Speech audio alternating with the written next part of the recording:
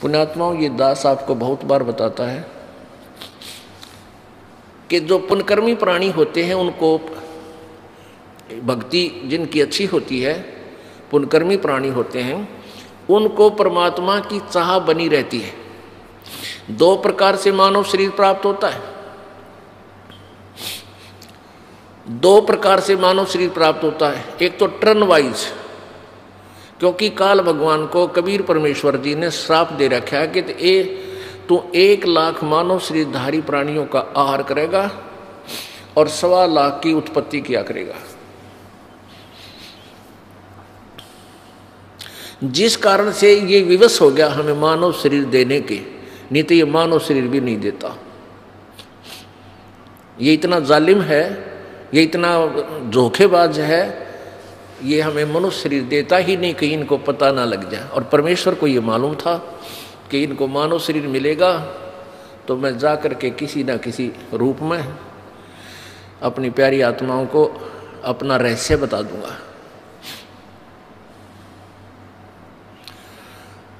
तो ये काल जो है,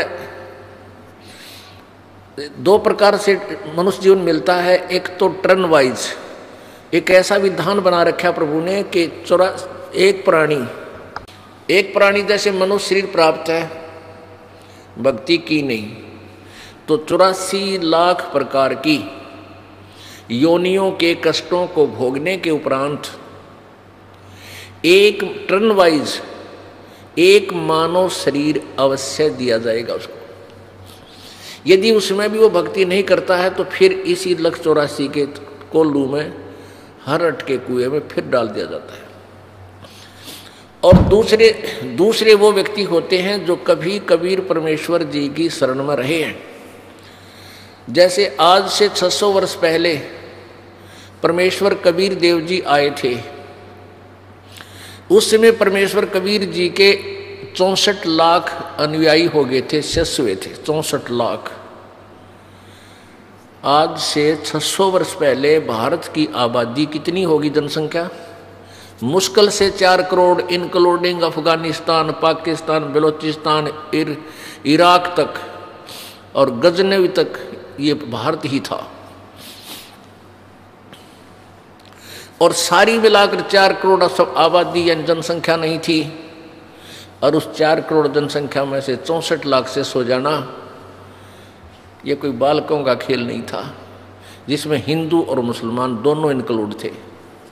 ये परमपिता परमात्मा की समर्थता का उस समय भी प्रमाण था। लेकिन हम इतने बालक हैं, अबोध हैं, हम इन नकली संतों ऋषियों के पीछे इतने लग पिट्ठू हो गए, उस परमात्मा की एक नहीं सुनते। हमने ये दिमाग पर जोर भी नहीं दिया कि 64 लाख से सो जाना ये कोई छोटी बात नहीं।